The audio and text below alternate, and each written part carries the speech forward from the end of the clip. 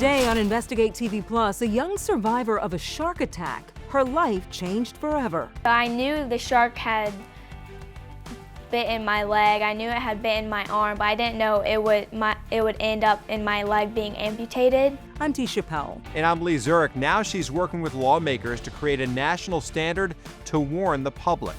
Plus, he lost his wife, his sight, then his home. How a legal loophole allowed someone to steal one man's house with the stroke of a pen. Prosecutors, solicitors, district attorneys, they don't prosecute these cases, even though they're crimes. We explain why and what you need to know to protect your property from fraud. Then, meet Ferb the fire dog. He's been adopted and returned twice, so he's been in and out. We take you on his years-long journey to find a forever home. In-depth stories that inform and inspire. You're watching Investigate TV Plus. From Florida to California, our country's beaches offer an escape for millions of visitors. According to the latest data, ocean-based tourism and recreation generates about $143 billion for the national economy.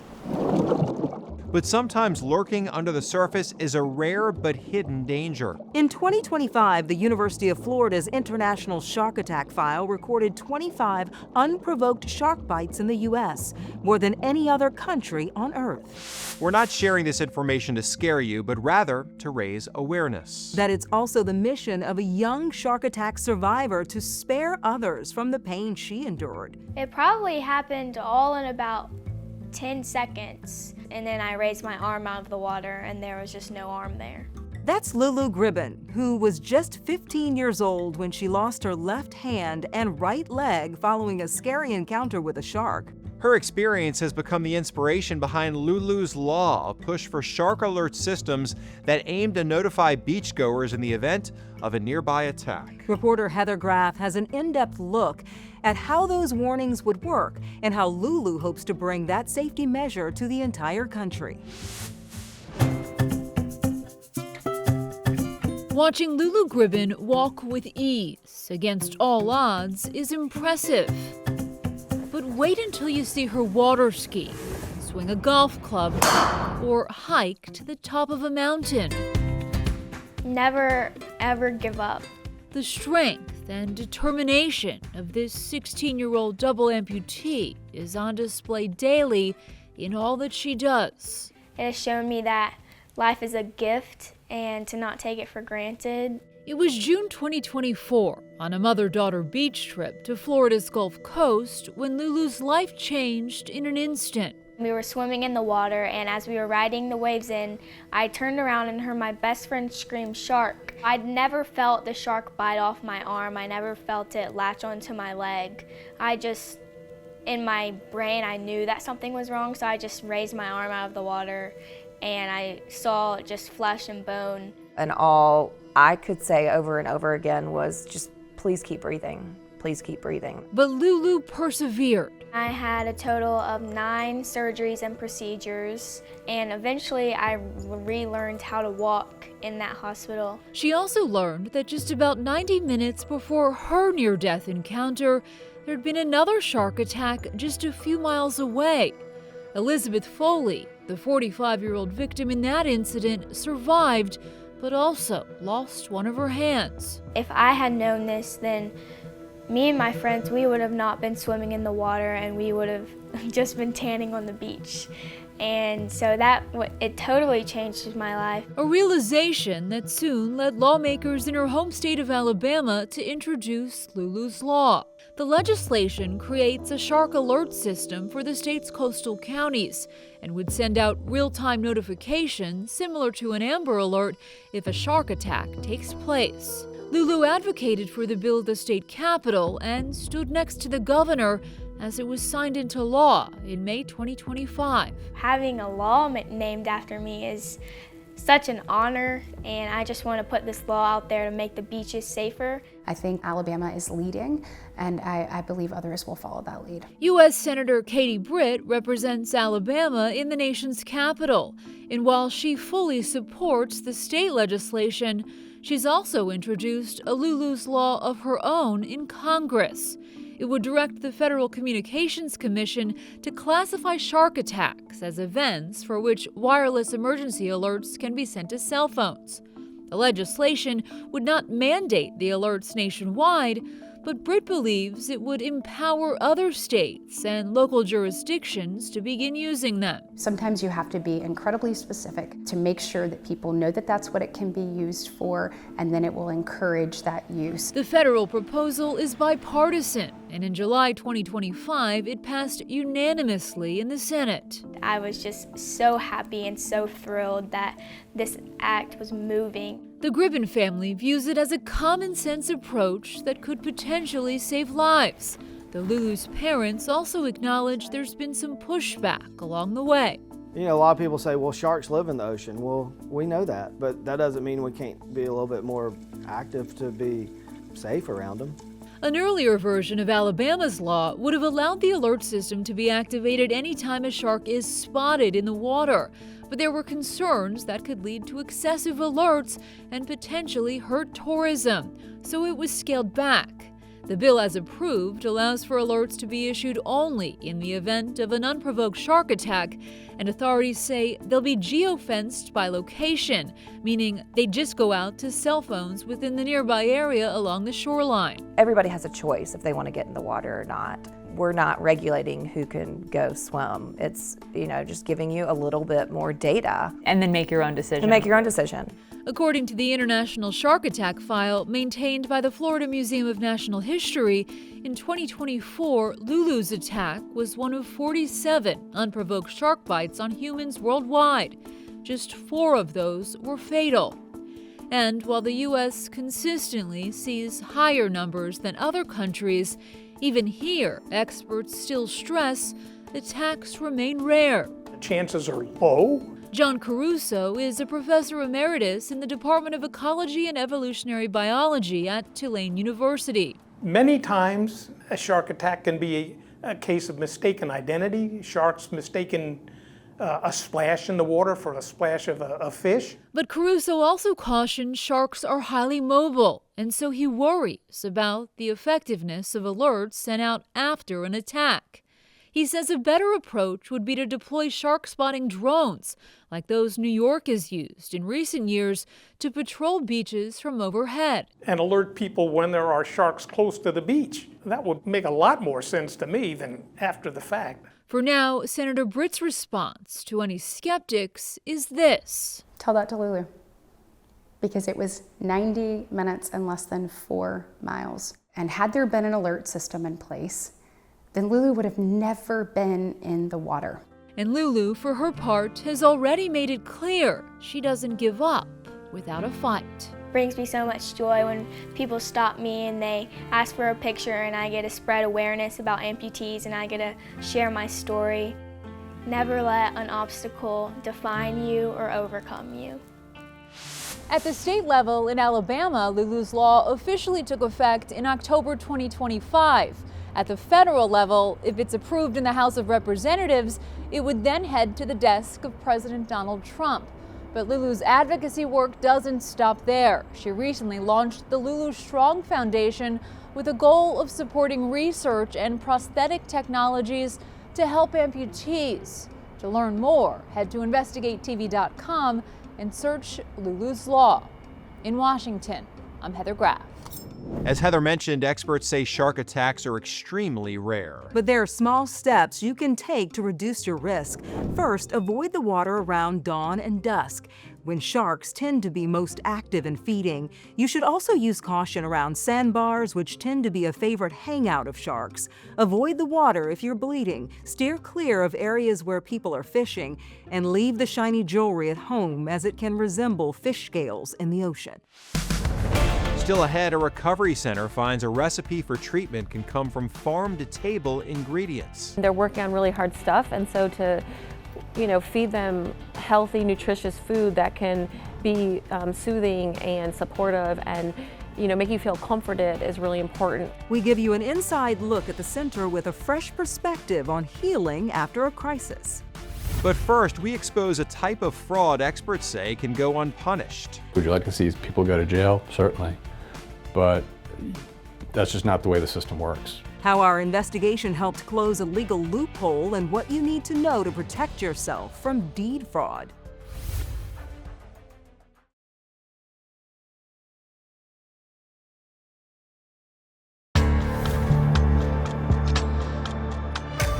Our homes are meant to provide protection and comfort. But a Georgia man says he lost that sense of security after the home he owned for decades was suddenly stolen. It's known as title theft or deed fraud, where criminals use phony identification and forged signatures to transfer a deed to a different name. Our investigation uncovered that before a 2025 law change, a legal loophole made deed fraud possible in the state of Georgia. Reporter Sierra Cummings has been digging into this for years and joins us now to explain how exposing the issue helped change a state law. Before January 2025, Georgia state law allowed anyone to file or transfer a deed to a house without actually having to prove they owned the home. Since no identification was required, fraudsters exploited the loophole, stealing the titles and transferring ownership of the home to themselves. I feel more disappointed. We first met Robert Elder in 2024. The now 87-year-old had already lost his late wife, his sight, then his home, one he owned for more than 50 years. Since the early 70s. In 2023, someone filed not one, but 3 different deeds on Robert's home. First in July, then again in August with updated wording labeled corrective deed, and once more in September. All transferred Robert's house to someone else. None of the signatures matched the way he signed his name, as shown in other official documents. The blind grandfather says he cannot sign his name straight on a signature line. In a civil suit, Robert accused his former stepson, Tory Elder, of being involved. We tried tracking down Tory, ultimately getting him on the phone. So how did his name get on this deed? How did his name get on this deed? Despite Tory denying the claims back then, in August, the court signed a judgment to Tory agreed to by both parties, which says the court found fraud, larceny, and malicious injury, ordering him to pay his dad $136,000 in damages. You're trying to move on. What does moving on look like? It looked kind of dull right now because This is not a win to Robert because he says it feels like a loss of family. some form of apologize for doing that, coming in and all that would be a way toward healing. So if he apologizes, you'll have some kind of response to him. I would have some kind of response to it. Mm-hmm. In this case, the son was not the only defendant named in the lawsuit. The suit also accused a buyer and their mortgage company of wrongdoing. Both denied the claims. As part of a settlement agreement between Robert, the buyer, and the buyer's mortgage company, the specific claims against the buyer and their mortgage company were dropped and dismissed. But the buyer and their mortgage company will make a single payment to Robert, the 6-figure value of his home. Robert's attorney, Rick Allenbeck. Is it an emotionally satisfying case? Would you like to see people go to jail? Certainly. But that's just not the way the system works. There are no criminal charges filed against any defendant, only the civil lawsuit, which originally sought to get the house back. But when they learned the inside had been gutted, they settled with the value of the property instead. Prosecutors, solicitors, district attorneys, they don't prosecute these cases, even though they're crimes. People's homes and investments and their lives, their wealth are tied up in homes, and these are not treated as crimes. So it would be nice to see people go to prison for this kind of conduct. So Robert will receive 2 payments, one from his son in which the judge ordered it, and the second payment from the 2 other defendants in that settlement, the buyer and the mortgage company. Under new Georgia law, which was in effect at the time of the settlement, if a person is convicted or found responsible in civil court for forged deeds, at minimum, they're required to pay all damages and the victim's attorney's fees. In this case, the new law wasn't tested because there was no trial or a jury. Now, identification is required to file or transfer a deed on a home, in part because of our reporting. In Atlanta, I'm Sierra Cummings. Still ahead, firefighters rescue a pup in search of a home of his own. He had his birthday here, and he had a great time, and the guys had a great time with him, and he's been coming to visit us about once a week now ever since. How one dog's day out created this special connection. But first, for this chef, food is medicine. When I would look down at a well-curated plate of food, I knew that I wasn't alone and somebody put their heart and soul into it, and that meant a lot to me. We reveal his very personal mission, bringing farm-to-table food to people in need. Our in-depth coverage continues. You can get connected to Investigate TV Plus on all social media platforms.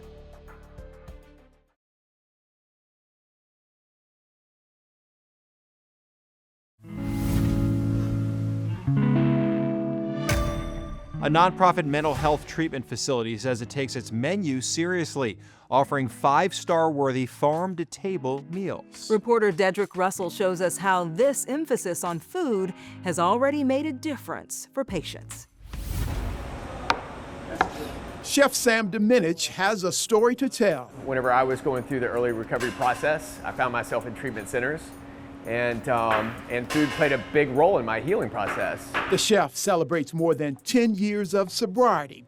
He says food helped him get there. I just, recalled feeling just so isolated and alone, in the early recovery process.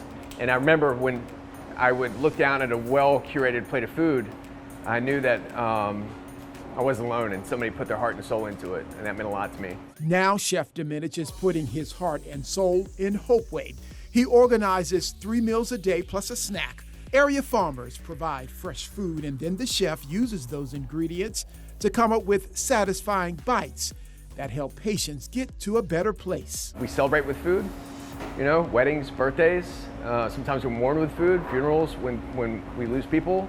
So food has power, that I don't think a lot of people realize. And so I think it's our last unifying element in our society. We want to be a leader in wellness. Allison Karofsky-Mazie is Hopeway's CEO. We're just trying to stay away from processed foods. So we're not like frying things or, having a lot of heavy meat. A lot more focus on plant-based meals, fruits, vegetables, and then of course fish and other like lean proteins like chicken. How much of a percentage did your food budget increase? Significantly. Triple digits. Really? Yeah. Wow. Yeah, it was a large investment, and we really felt strong about this. As folks who are coming into treatment, it's already hard, as Chef Sam mentioned, and so we want people to enjoy the process to the best that they can. They're working on really hard stuff, and so to feed them healthy, nutritious food that can be soothing and supportive and make you feel comforted is really important. Research shows 1 in 5 adults will experience a mental condition each year. And if that one makes it to Hopeway, their mind and body will be fed well. I don't have a cure for cancer. I don't have a cure for depression, but I can pour my heart and soul into a plate of short ribs and pass it off one person to another, and let them know that that I'm with you on this and don't give up, The best is yet to come. Still ahead, meet the heroes who happily open their doors to a shelter dog. We come back and he's wagging his tail, panting, excited to see you, gives you a big old hug and a kiss. We share FIRB's special interest in fire stations.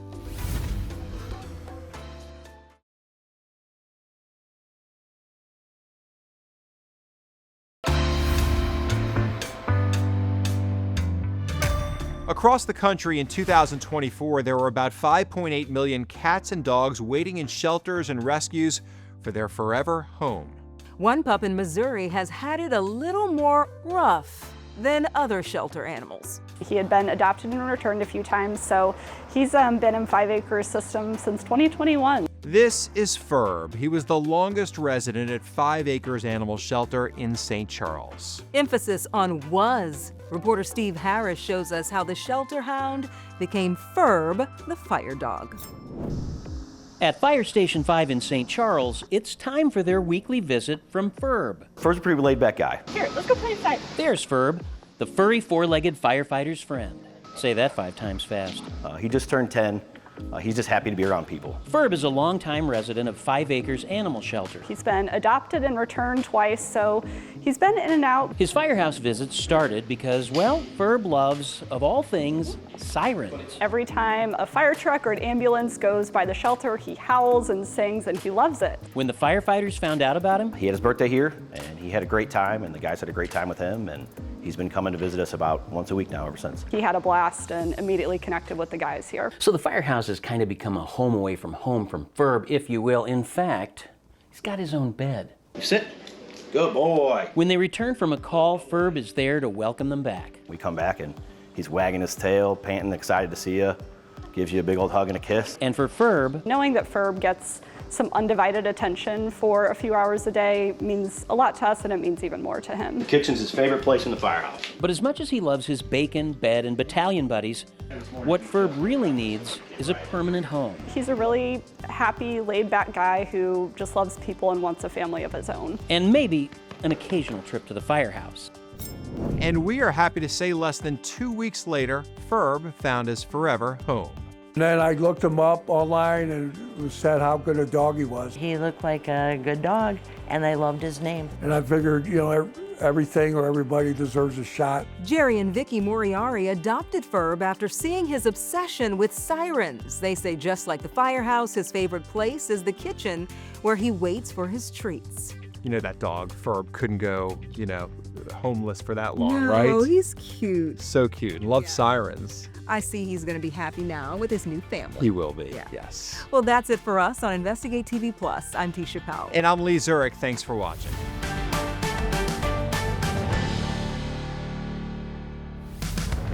On the next Investigate TV Plus, train derailments involving hazardous materials are incredibly rare, but our investigation found some fire departments are unprepared for the consequences. If there are departments who think, well, it'll never be us, this couldn't happen here, is that dangerous thinking? Yes, very dangerous. Yep. We uncover inconsistent training for first responders who may encounter dangerous chemicals and solutions that could help save lives.